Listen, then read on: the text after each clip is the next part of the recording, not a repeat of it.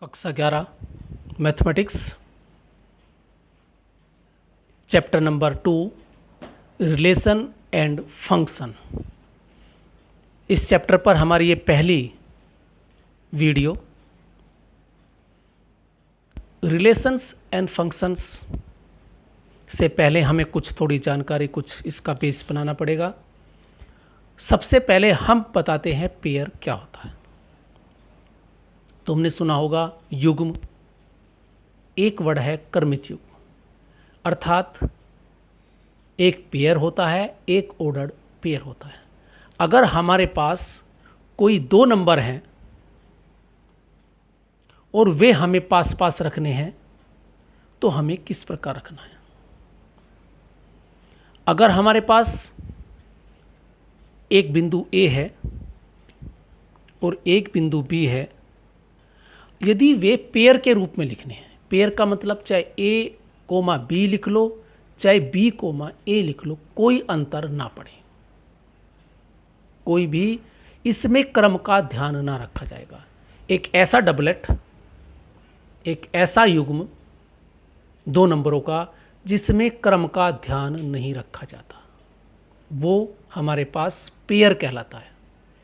जैसे मैं एक एग्जांपल देता हूं, अगर हमारे पास दो लाइन है और वे परस्पर परपेंडिकुलर हैं, जैसे कि एक लाइन ये है हमारे पास और एक लाइन ये है और ये आपस में परपेंडिकुलर है। लाल पेन पीले पेन पर लंब है, क्या पीला पेन भी लाल पेन पर लंब है? हाँ है, यहाँ भी 90 डिग्री, ये भी 90 डिग्री, तो ये पेयर कहलाएगा एक तरीके से।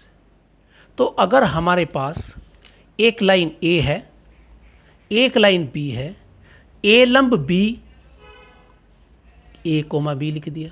अगर मैं B लंब A लिखूं तो क्या ये सही होगा? हाँ सही होगा। तो इसे तुम AB लिख लो चाहे BA लिख लो, कोई अंतर इसमें नहीं पड़ेगा। अगर पैरेलल लाइन है यदि दो, A पैरेलल B है तो चाहे B पैरेलल A हो, कोई अंतर नहीं है। तो पेयर का मतलब होता है जिसमें क्रम का कोई ध्यान नहीं होता है, चाहे ये लाइन पहली लाइन दूसरी के पैरेलल है, दूसरी लाइन पहली के पैरेलल है, बराबर ही होगा। अब आता है जो इसमें मेन है, ऑर्डर्ड पेयर क्या कहलाता है। देखो, हमने निर्देशांक ज्यामिति पढ़ी, कोऑर्डिनेट ज्योमेट्री पढ़ी, उसमें कोऑर्डिनेट पढ़ा। तो देखो, कोऑर्डिनेट जब लिखते थे तो हम क्या लिखते थे? पहले भुज लिखेंगे और फिर क्या लिखते थे? कोटि लिखते थे। अर्थात हम लिखते थे किसी कोऑर्डिनेट को XY लिखते थे, याद करो। अर्थात पहले वाला भुज कहलाता है और दूसरा कोटि कहलाता है। अगर तुम इन्हें इंटरचेंज कर दो तो कोऑर्डिनेट बदल जाएगा। तो ये संभव नहीं है कि हम x को y बना दें और y को x बना दें, क्योंकि इसमें क्रम है। जो पहले नंबर वाला होता है वो भुज होता है और दूसरा कोटि होता है। अगर इन्हें बदल दें तो बिंदु बदल जाएगा। जैसे कि फॉर एग्जाम्पल मैं लेता हूँ, ये x अक्ष है, ये y अक्ष है, इसके कोऑर्डिनेट 1 2 है। ये 1 1 2 1 2 1 2 3, तो ये कोऑर्डिनेट हो गया 2 3। तो इसके कोऑर्डिनेट क्या हुए? 1 2 1 2, तो क्या कोऑर्डिनेट हुए? 2 3। क्या इसे 3 2 लिख सकते हैं? तो 3 2 कोऑर्डिनेट कौन सा हो जाएगा? अगर मैं 3 2 की बात करूं तो x की वैल्यू 1 2 3 ये हो गया और 1 2, तो ये वाला पॉइंट हो गया, तो ये 3 2 है। तो सेम कैसे हो जाएगा? ये 3 2 है और ये 2 3 है, तो इसलिए ये एक क्रमित युग्म है। 2 3 अलग वैल्यू होती है और 3 2 अलग वैल्यू होती है। तो जैसे हम शूज पहनते हैं, लेफ्ट वाला लेफ्ट में पहनेंगे, राइट वाला राइट में पहनेंगे, कभी उल्टा पहन ही नहीं सकते क्योंकि वो अलग बन जाता है, वो हमारे लिए ठीक नहीं होता। तो ये हुआ हमारे पास क्रमित युग्म। तो ऑर्डर्ड पेयर समझ गए होंगे। ऑर्डर्ड पेयर का मतलब है जिसमें क्रम का ध्यान रखा जाए। पहले की अपनी अलग क्वालिटी होगी और दूसरे वाले की अपनी अलग क्वालिटी होगी। जैसे मैंने लिखा राम के पिता दशरथ, अगर पहले हम राम लिखते हैं, पहले पुत्र लिखते हैं और बाद में पिता लिखते हैं, तो इसे हम दशरथ और राम नहीं लिख सकते, क्योंकि पहले वाले की क्वालिटी क्या है, पुत्र है, और दूसरे वाले उसके पिता हैं। तो मैंने लिखा है a pair of object रिटिन in a particular order is called an ordered pair. एक पर्टिकुलर ऑर्डर होगा, एक निश्चित क्रम होगा, उसी के हिसाब से अगर हम ऑब्जेक्ट लिखते हैं तो जो वो कॉल्ड होगा वो ऑर्डर्ड पेयर होगा। अगर ये एक ऑर्डर्ड पेयर है ए बी, तो ए को हम क्या कहेंगे, a first member of the first coordinate, यानी ये फर्स्ट है, first member of the first coordinate, और दूसरा बी है, b is the second member of the second coordinate. अब मैंने ये लिखा है नोट में, the ordered pair is a different from the set a b और बी ए अंत। देखो अगर ये ए बी लिखा है, ये ऑर्डर्ड पेयर है, ये एक सेट है।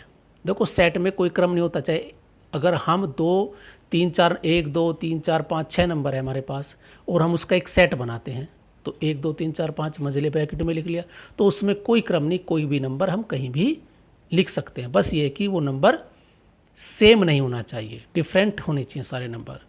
तो इसलिए इसका अर्थ है, तो हमारे पास सेट एक ऑर्डर्ड पेयर नहीं होता। अगर हमारे पास 2 मेंबरों का एक सेट है, वो ऑर्डर्ड पेयर नहीं होता, वो एक पेयर होता है, चाहे ए बी लिख लो चाहे बी ए लिख लो, इसमें कोई अंतर नहीं है। तो देखो अगर 2 क्रमित युग्म हैं हमारे पास, 2 ऑर्डर्ड पेयर हैं और वे आपस में हमने कहा कि समान है, तो पहले वाला पहले के बराबर होना चाहिए और दूसरा वाला दूसरे के बराबर होना चाहिए। तो क्रमित युग्म अगर 2 हमने कहा कि हमें कहा कि भाई ये क्रमित युग्म है और ये आपस में समान है, तो पहला कंपोनेंट पहले कंपोनेंट के बराबर और सेकंड कंपोनेंट सेकंड के बराबर होगा। a1 बराबर a2 बराबर b1 बटे a2।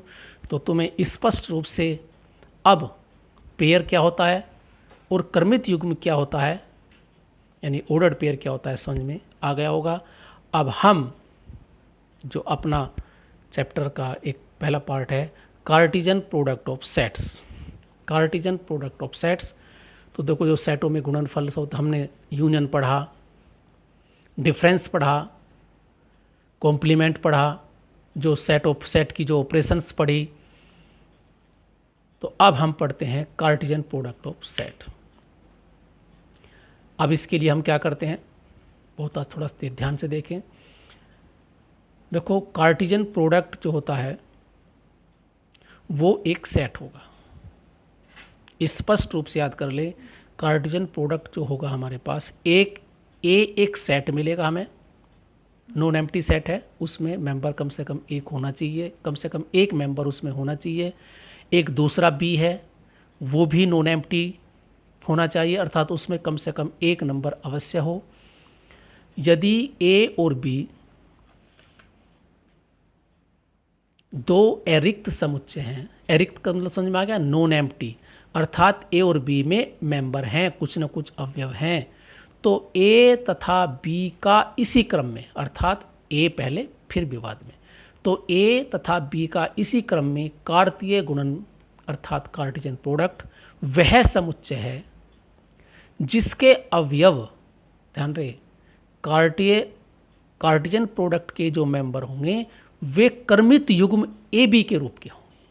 क्रमित युग्म होंगे जहां पहला मेंबर ए का होगा और दूसरा मेंबर बी का होगा। ऐसे जितने भी संभव मेंबर बन सकते हैं वो कार्टेशियन प्रोडक्ट में होंगे। इसे प्रतीक ए क्रॉस बी से निरूपित करते हैं। तो ए क्रॉस बी बराबर है, तो ये एक सेट हुआ, देखो वहाँ लिखते थे हम एक्स सेट, क्योंकि वे हमारे पास क्या आते, बिंदु रूप में आते थे। अब हमारे पास ए क्रॉस बी के जो मेंबर होगा वो ऑर्डर्ड पेयर के रूप में होंगे। एक मेंबर जो बनेगा वो 2 चीज़ से मिलके बनेगा, फर्स्ट कंपोनेंट और सेकंड कंपोनेंट। फर्स्ट कंपोनेंट कहाँ से ले जाएगा, उसकी अपनी एक प्रॉपर्टी होगी। सेकंड कंपोनेंट कहाँ से ले जाएगा, उसकी अपनी एक अलग प्रॉपर्टी होगी। तो हमारे पास ए बी सच दैट ये ऑर्डर्ड पेयर है। ए मेंबर किसका होगा, पहले सेट का होगा, ये पहले सेट का मेंबर लेना है और ये हमें लेना है दूसरे मेंबर का सेट, दूसरे सेट का मेंबर लेना है। तो ऐसे जितने भी मेंबर बनेंगे सारे इसमें कार्टेशियन प्रोडक्ट में आएंगे। भी मैं एग्जांपल दूंगा, समझ में आ जाएगा। ऐसी बी क्रॉस ए अगर हम निकालते हैं तो पहले बी का मेंबर लिखेंगे, फिर ए का मेंबर लिखेंगे, वो अलग सेट होगा। तो इसलिए कभी भी ए क्रॉस बी क्रॉस ए के बराबर नहीं होता। यह अभी हम सिद्ध करके दिखाएंगे। अब हम सीखते हैं कि ए क्रॉस बी किस प्रकार निकालते हैं। इसे ध्यानपूर्वक देखें। ए एक सेट है जिसके मेंबर हैं ए व बी, कोमा से हम सेपरेट करते हैं, ए और बी दो मेंबर है। बी एक दूसरा सेट है, सी डी, इसके मेंबर क्या हैं, अवयव क्या हैं इसके, सी कोमा डी। अब हमें ए क्रॉस बी निकालना है। तो ए क्रॉस बी का मतलब अब हमें ऑर्डर्ड पेयर बनाने हैं, सभी जितने बन सकते हैं। ए क्रॉस बी पहला मेंबर ए का होगा, दूसरा मेंबर बी का होगा। जैसे मैं ए से स्टार्ट करता हूं, पहले ए लिया, ए सी, फिर ए डी। पहला मेंबर किसका है, ए सेट का। दूसरा मेंबर किसका है, सी और डी, बी के। अब पहले बी लिया, बी सी और बी डी। तो हमारे पास 4 मेंबर आ गए। तो इसे सेट के रूप में लिख दिया। तो ये कहलाएगा हमारे पास ए क्रॉस बी। अगर मुझे निकालना है बी क्रॉस ए, तो पहला मेंबर किसका होगा, बी का होगा। सी, पहले सी से पकड़ें, C A C B, D A D B. चाहे कोई इसे चाहे पहले लिख लें बाद में, इसमें कोई क्रम नहीं होता अंदर, क्योंकि सेट मैंने क्या कहा उसमें क्रम का कोई पालन नहीं होता। इसमें 4 मेंबर हैं, इन हम कैसे भी लिख सकते हैं। पहले इसे लिख लें, चाहे इसे लिखें, चाहे इसे लिखें, लेकिन इन्हें आपस में इंटरचेंज नहीं कर सकते। ए को सी नहीं लिख सकते, सी को ए नहीं लिख सकते, ये गलत हो जाएगा। तो ये हमारे पास हुआ ए क्रॉस बी, ये हुआ बी क्रॉस।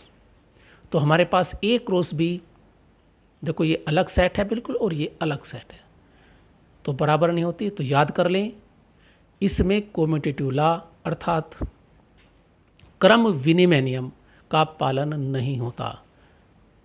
तो ये हमारे पास हुआ कार्टेशियन प्रोडक्ट। ये इसकी पहली वीडियो थी। तो इस वीडियो में हमने क्या सीखा, युग्म किसे कहते हैं, इसे अच्छी तरह देख लें। युग्म में क्रम का ध्यान नहीं रखा जाता। ऑर्डर्ड पेयर दो, यानी हमारे पास 2 नंबर का एक डबलेट जिसमें क्रम का ध्यान रखा जाए, वो क्रमित युग्म कहलाता है। अगर 2 क्रमित युग्म समान हैं तो पहला पार्ट पहले के बराबर, दूसरा पार्ट दूसरे के बराबर। फिर कार्टेशियन प्रोडक्ट किसे कहते हैं, अगर हमारे पास 2 सेट ए और बी हैं नॉन एम्प्टी, तो उनका हम क्या लिखेंगे, ऑर्डर्ड पेयर लिखेंगे। उसमें पहला मेंबर पहले सेट का होगा और दूसरा मेंबर दूसरे सेट का होगा। ऐसे जितने भी संभव ऑर्डर्ड पेयर बनेंगे वे सारे एक सेट के रूप में लिखेंगे। वह हमारा कहलाता है कार्तीय गुणनफल। अब ए क्रॉस बी बराबर नहीं है बी क्रॉस पे, कम्यूटेटिव लॉ। अब मैंने यहाँ तुम्हें सिखाया है कि ए क्रॉस बी किस प्रकार ज्ञात करते हैं। तो ध्यान से इस वीडियो को देखें। अभी हमारा कार्टेशियन प्रोडक्ट की बहुत प्रॉपर्टी बाकी है, वो नेक्स्ट वीडियो में हम बताएंगे। तो ये थी हमारी पहली वीडियो रिलेशन एंड फंक्शन पर, और इसमें हमने पढ़ाया आपको कार्टेशियन प्रोडक्ट क्या होता है। Thank you, have a nice.